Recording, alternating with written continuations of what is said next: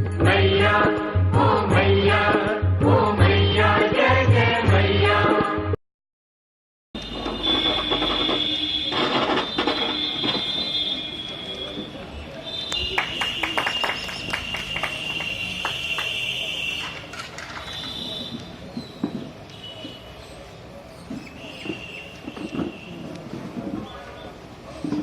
तुलसीदास ने कहीं कहा है, तुलसी वहां न जाइए जहां जन्म स्थान। लेकिन मैं अपने जन्म स्थान पर आकर ये महसूस कर रहा हूं कि यहां की जो युवा पीढ़ी है, जो उसने अपना ऑरा दिखाया है, उसके शरीर से जो तरंगे निकल रही हैं, वो आग्रहित है कि रत्नेश्वर वहां आइए जहां जन्म स्थान। तो मैं आप सबको बधाई देता हूं, कृष्ण मोहन जी और सौरभ, चंदन और ये सारे, इनकी पूरी टीम जिस तरह से यहाँ काम कर रही है। और किसी भी जगह का, एक पूरे देश में ये संकट है कि युवा पीढ़ी को साहित्य से कोई लेना देना नहीं है। सामान्यतः मैं पूरे देश में घूमता हूँ, हर जगह देखता हूँ कि युवा लगभग पाठक या श्रोता के रूप में गायब से हो गए हैं। उनकी रुचि लगभग गायब सी हो गई। हिंदी में 500 प्रतियां किसी किताब की नहीं दिखती है, बड़े से बड़े लेखकों की। ये स्थिति आज के समय में। युवा जो थोड़ा बहुत पढ़ भी रहा है, वो अंग्रेजी में पढ़ रहा है, चेतन भगत जैसे लेखकों को। तो हिंदी और उसमें भी फिर क्षेत्रीय भाषा, मगही, भोजपुरी, मैथिली, तो इन भाषाओं में सबसे दयनीय स्थिति मुझे लगता है मगही की ही रही। जो मैथिली और भोजपुरी, जहां तक मैं समझ पाता हूं, जहां पे मगही है, मगध की भाषा, सब मागधी उस समय संबोधित किया जाता था, इसको अब उसको मगही के रूप में हम लोग लेते हैं। तो वहां से शुरू होकर सम्राट अशोक के राज्य की भाषा, जिसका चिन्ह आज पूरे भारत का चिन्ह है और वो पूरे भारत के माथे पर लगा हुआ है, उसकी भाषा कहां कैसे कमतर हो गई और कमजोर पड़ गई। हिंदी का निश्चित तौर पर प्रभाव पड़ा और इसमें आजादी की बड़ी भूमिका थी। आजादी की जो लड़ाई थी, उसमें एक तरह से पूरे देश में एक होने की कोशिश थी। हिंदी को इसमें ज्यादा तवज्जो दी गई और हम लोगों ने अपनी अपनी बोलियों को, भाषा को, जो भाषा के रूप में थी, मगही, मागधी जो थी, वो कोई बोली मात्र नहीं थी, वो पूरी भाषा थी राज्य की, और वो बोली में सिमट गई, छोटी होती चली गई। तो हम सब, जैसे ही चंदन जी और सौरभ जी और इन सब से बात हो रही थी, तो जब कहा गया मुझसे, हालांकि ऐसे आयोजनों से मैं बचता रहा हूं, फिर भी जब इन्होंने कहा और बढ़िया की बात थी, और जब नवीन जी की बात आई, हालांकि मैं कवि नहीं हूं और यहाँ पे कविता पाठ भी रखा गया, काव्य गोष्ठी रखी गई, तो मुझे लगा कि 4 पंक्तियां कवि जी के लिए मुझे भी कहना चाहिए। तो मैंने कल रात में कोशिश की कि 4 पंक्तियां, मैं गद्य लिखता हूँ, मेरी 16-17 किताबें प्रकाशित हैं। भारत सरकार ने मुझे नेशनल अवार्ड दिया और बिहार का मैं पहला था जिसे नेशनल अवार्ड मिला था जर्नलिस्टिक राइटिंग, पत्रकारिक लेखन। और फिर कई किताबें आई और मेरी ऐसी भी किताबें आई जो 50-50 हजार की संख्या में बिकी और पूरे देश में धूम मची।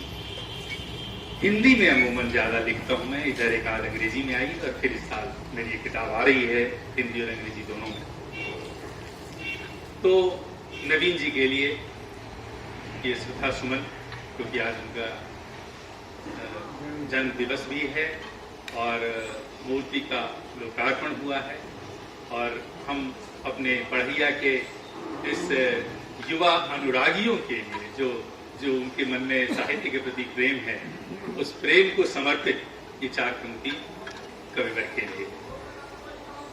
जीवन का संघर्ष तुम्हारा, शंख भूख के बाद सहर, जीवन का संघर्ष तुम्हारा शंख भूख के बाद सहर, तेरी वाणी ज्योत बनी तब, हे नवीन तुम आज अमर। ये 4 पंक्तियां उनके लिए। सहर जो होता है उसका मतलब सुबह है, जो मैंने कहा कि शंख, और ये लगातार नवीन जी पूजा पाठ और इन सब के विरुद्ध आवाज उठाते रहे। और मुझे लगता है कि जो सच्चा हृदय कवि होता है वो फिर पूजा पाठ और ये बहुत सारी जो ढकोसलाएं उसमें जुड़ जाती हैं। जो आत्मिक पूजा है उसको वो प्रश्रय देने लगता है, उन ढकोसलाओं से वो बाहर निकलने की प्रेरणा देता है जो नवीन जी देते रहे। और फिर भूख से लड़ने की वो जो एक सामाजिक परेशानी रहती है, तो उनकी कई कविताएं ऐसी थी, तो हमने इसलिए उनको उसी रूप में स्मरण करने की कोशिश की। नवीन जी को अक्सर नवभारत टाइम्स में, मुझे जहां तक स्मरण है, 90 के दशक में, 90-91 के आसपास एक कॉलम चला था उनके बारे में, और कबीर के रूप में इन्हें स्थापित करने की कोशिश हुई, और ये कहा गया कि मगही के कबीर हैं ये। मुझे लगता है कि नवीन जी को छोटा करने की कोशिश है, उनको कबीर संबोधन करके। मैं उन्हें नवीन के रूप में ही समझना चाहता हूँ, मैं उन्हें नवीन के रूप में ही देखना चाहता हूँ, पढ़ना चाहता हूँ। और नवीन जी को जिस रूप में हम लोगों ने पढ़ा है, उस रूप में कबीर मुझे अलग दिखाई पड़ते हैं और नवीन पूरी तरह अलग दिखाई पड़ते हैं। सिर्फ दोनों में सामंजस्यता मुझे वहां दिखती है जहां दोनों आज के परिवेश में जो हम ढकोसलाओं में जीते हैं उस पर प्रहार करते हुए दोनों दिखाई पड़ते हैं। तो इसलिए कबीर जब कभी आए बहुत पहले और नवीन जब बहुत बाद में आए, तो इसलिए कुछ लोगों ने उनको आज के कबीर के रूप में संबोधन दिया, लेकिन मैं नवीन को नवीन के रूप में ही जानना, समझना और प्रचारित होना देखना चाहता हूं। लेखकों का सम्मान सबसे कम भारत में ही, अमेरिका और दुनिया के तमाम देशों में सबसे बड़ा इंटेलेक्चुअल अगर कोई होता है तो वो लेखक ही होता है, क्योंकि वो सृजक है। जैसे कृष्ण मोहन जी हैं, सौरभ जी हैं और मैं रत्नेश्वर हूं। ये नाम, जो ये शब्द हम लाते हैं, वो भी लेखकों के संचयित संग्रहों से निकालकर, चाहे वो शब्दकोश में हो चाहे जहां कहीं भी। इसलिए कृष्ण ने एक जगह कहीं कहा है कि मृत्यु और कृति यही दोनों सत्य है, बाकी कुछ भी सत्य नहीं। और वो कृति क्या है? वो ग्रंथ जो सैकड़ों पीढ़ियों ने कई कई ग्रंथों में संग्रहित किया है। आज महाभारत, रामायण या दूसरे धर्म के लोगों की भी वो महान पुस्तकें न हों, तो वो जो परंपरा मिलती है हमें, वो मिलना मुश्किल हो जाएगा, हमारी पहचान मिलनी मुश्किल हो जाएगी।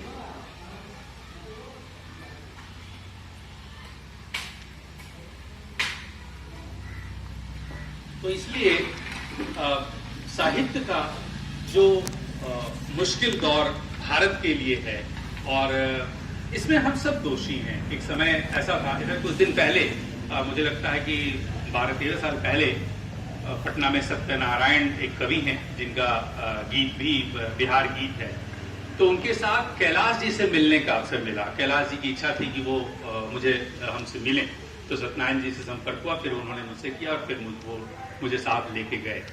तो हमने ये देखा कि जब पर्दा हटाकर सत्यनारायण जी ने कहा, वो अपने चैम्बर में बैठे हुए थे भाजपा कार्यालय में, कि मैं सत्यनारायण, तो कैलाश जी उस उम्र के आदमी खड़ा होने की कोशिश करने लगे सम्मान में कि कवि आया है। आज हम लोग किसी विधायक या किसी सामान्य से नेता या किसी और क्षेत्र के व्यक्ति के सामने खुद को अपने आप ही छोटा महसूस करते हैं और उनके सम्मान में खड़े होने की कोशिश करते हैं, जबकि खड़ा तो उन्हें होना चाहिए, क्योंकि उनकी पहचान हमारे कारण, मतलब हमारी परंपरा, हमारे लेखकों की परंपरा के कारण। अगर वो परंपरा न होती, वो महाभारत न होता, वो गीता न होती, वो रामायण न होता, तो फिर वो न परंपरा मिली होती, न वो शब्द मिला होता, न वो जीवन मिला होता, न वो इतनी खूबसूरती मिली होती। तो हमारा सम्मान हमको खुद भी बनाना होगा। और यहाँ के खास तौर पे मैं बहुत उत्साहित हूँ इस बात से कि बढ़िया की युवा पीढ़ी में ये उत्साह दिखा है, ये बहुत बड़ी बात है। साहित्य के प्रति जो अनुराग उनका दिखा है, साहित्य के प्रति जो स्नेह और प्रेम दिखा है, ये बहुत बड़ी बात है और मैं उम्मीद करता हूं कि ये उन्हें और मजबूती देगा। सॉरी।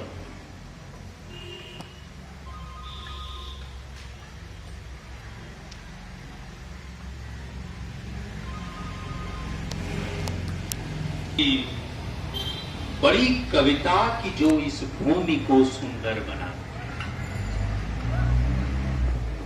इस पूरे संसार को जो सुंदर बनाने वाली कविता है वही पढ़ी। सिर्फ आलोचना, सिर्फ खिंचाई, सिर्फ दुख व्यक्त कर देने भर से काम नहीं चलेगा।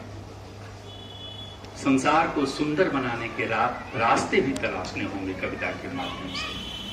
तो दिनकर की ये पंक्ति, हालांकि वो बहुत अच्छी पंक्तियां, 4 पंक्तियां उनकी है कि बड़ी कविता की जो इस भूमि को सुंदर बनाती है, बड़ा वह ज्ञान जिससे व्यर्थ की चिंता नहीं होती, बड़ा वह आदमी जो जिंदगी भर काम करता है। क्या मिला क्या नहीं मिला ये मायने नहीं रखता, मायने रखता है कि काम कितना किया। प्रतिफल तो आना ही है। कृष्ण कहते हैं एक जगह कि भाग्य तो कुछ होता ही नहीं, सब कुछ आपके कर्मों का फल ही है। भूल गए हैं आप कि आपने कौन सा कर्म किया था जिसका प्रतिफल आज आपको मिल रहा है। उसके सिवा और कुछ है ही नहीं, भाग्य तो कुछ है ही। तो वहां पे दिनकर कहते हैं कि बड़ा वह आदमी जो जिंदगी भर काम करता है और बड़ी वह रूह जो तन से बिना रोए निकलती है। तो जो साहित्य अनुरागी होगा, मुझे विश्वास है कि उसकी रूह निकलने में बहुत आनंद महसूस होगा, क्योंकि वो उसी को आनंद मिल सकता है, दूसरों को। नवीन जी की एक कविता जो बचपन से मैं सुना करता था, उसकी एक पंक्ति सिर्फ याद दिलाने के लिए, क्योंकि सबको पता है, शायद इसी तरह की पंक्ति थी, कुछ उसमें हो सकता है भूल हो। अहो मिसेज जी पतरा देखो कहिया तक सरकार चले। ये आज सत्यनारायण जी से मैं फोन पर बात कर रहा था। सत्यनारायण जी से जैसे ही मैंने कहा कि ऐसे ऐसे आयोजन में मैं बढ़िया आया हुआ हूं, यही पंक्ति उन्होंने कह दी। अच्छा अच्छा अच्छा, अहो मिसेज जी पतरा देखो, वहां आप गए हुए हैं। तो सत्यनारायण जी आते रहे हैं और सर उनको बुलाते भी रहे, बढ़िया आए हैं। और सर ने जो एक परंपरा बढ़िया में, जैसे अभी चर्चा हो रही थी कि बढ़िया को वो किसी और रूप में जानते हैं, दरअसल वो जानते ही उतना है। बढ़िया कितना विराट है पूरी दुनिया में, वो पहुंच ही नहीं पाए। इसलिए जिस दिन वो जान पाएंगे कि बढ़िया कहां तक जा चुका है, वो वही बढ़िया जो आप इन यहाँ के जो 70-72 पहलवान खाड़ा जो है, अगर आप सिर्फ उसी को स्मरण करके चलेंगे तो सिर्फ वही देख पा रहे हैं, क्योंकि उससे आगे आप देख नहीं पा रहे हैं बढ़िया कहां जा चुका है। पूरी दुनिया में बढ़िया के लोग क्या क्या कर रहे हैं। मैंने, जिससे शायद आपका मेरा मुझसे भी परिचय नहीं रहा होगा, सर ने बढ़िया में जो साहित्य की परंपरा बनाई, हिंदी में शायद ही कोई ऐसा आदमी हो, जैसे ही बढ़िया की चर्चा होती है 2 नाम मेरे सामने फटाक से वो ले लेते हैं। अगर वो थोड़ा समाजवादी वामपंथी विचारधारा के हो तो कपिल देव जी को याद कर लेते हैं तुरंत कि कपिल देव सिंह के यहाँ के हैं आप। नामवर सिंह से बात हो रही थी, उन्होंने कहा किस गांव के हैं, मैंने कहा बढ़िया, अच्छा कपिल देव सिंह जी के यहाँ। और आजकल जब कभी किसी कवि या लेखक से बात होती है तो सर की बात होती है कि अच्छा वहां से। तो ये जो परंपरा सर ने 40-35 सालों में बनाई है, तो बढ़िया को साहित्य के रूप में भी लोग जानने लगा है। और जानने ही नहीं लगा है, यहां से भीगता रहा। तो इसलिए बढ़िया की परंपरा हर जगह कभी भी आप याद रखेंगे, राम राम सिर्फ इसलिए हो पाए क्योंकि रावण मौजूद था। रावण नहीं होता तो राम राम नहीं हुए होते। इसलिए बढ़िया में अगर बारूद था तो कविताएं भी थी, और इसीलिए कविताएं थी क्योंकि वहां बारूद था। बिना पॉजिटिव के निगेटिव नहीं हो सकता और कोई बल्ब या कोई ट्रांसफार्मर नहीं चल सकता। इसलिए वो दोनों एक दूसरे को और आप हिंदू परंपरा में भी जाएंगे तो हमेशा दोनों परंपरा आपको साथ दिखेगी। राक्षस है तो देव है तो दानव है, बिना उसके संभव नहीं। इसलिए वही जगह ज्यादा महत्वपूर्ण है जहां वो दोनों चूहा और बिल्ली की लड़ाई संभव है, वही यह जगह संभव है। और वही कविता भी होती है, संस्कार भी होता है और एक नई परंपरा का जन्म भी होता है। अंतिम बात मैं अब ये कहना चाहता हूं कि मैं आज इस मंच के माध्यम से, यहाँ पत्रकार महोदय भी उपस्थित हैं और मैं चाहूंगा कि उसको वो प्राथमिकता दे कि मैं इस मंच से, कृष्ण मोहन जी हैं, सब लोग हैं, ये इच्छा व्यक्त करता हूं आप सबकी तरफ से भारत के लिए, भारत सरकार तक के लिए कि नवीन जी को पद्मश्री की उपाधि दी जाए।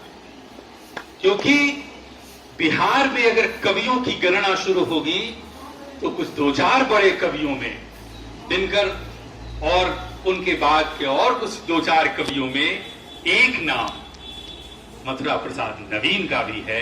तो इसलिए चूंकि मथुरा प्रसाद नवीन जी अब हमारे बीच नहीं है तो इनको पद्मश्री जैसे पुरस्कार से मरणोपरांत सम्मानित किया जाए, ये मैं आह्वान करता हूं, मैं इच्छा व्यक्त करता हूं और आप सबकी तरफ से ये संदेश देना चाहता हूं। बहुत बहुत धन्यवाद।